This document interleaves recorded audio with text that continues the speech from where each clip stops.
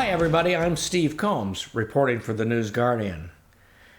If you had asked me yesterday who should be Trump's or any Republican's running mate in 2024, I would say without hesitation, Kristie Noem, the feisty governor of South Dakota who told the federal government to pack sand in a rathole when ordered to shut down her state over the Chinese coronavirus lockdown panic.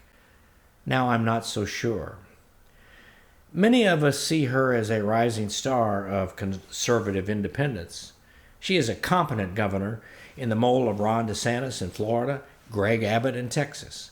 Steadfast on principle, unwavering, knowledgeable of how to lead and manage a large organization.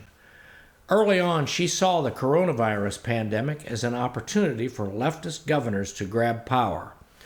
Governors in California, New York, Michigan, Illinois, and some other states.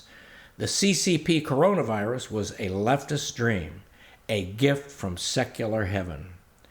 South Dakota, she said, will remain open for business. She announced this in the early days, and South Dakota has fared well as a result. But now Governor Noem is waffling on her support for a bill that would prohibit boys from claiming they are girls in order to take part in and dominate girls and women's sports. From where we sit, this is a no-brainer. Well, last Friday, the Daily Caller reported that Kristie is feeling the heat from the NCAA, the South Dakota Chamber of Commerce, and one of the world's most dangerous monopolies, Amazon, which is threatening to cancel plans to build a plant in Sioux Falls if she signs the bill.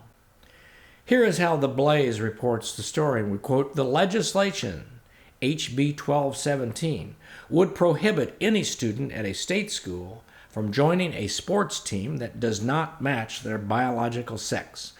On International Women's Day on March 8th, Noem publicly stated that she was excited to sign the bill, which proponents say would protect women's sports by ensuring men taking hormones to transition to female would not be allowed to compete against women. So now the governor isn't so excited. Here's more from the Blaze story. The legislation faces opposition from business leaders and collegiate sports officials who say it could result in millions of dollars of economic losses for South Dakota. Dave Zimbeck of the Sioux Falls Sports Authority told the Argus Leader earlier this month that the NCAA could cancel its March Madness tournaments in Sioux Falls because of the bill.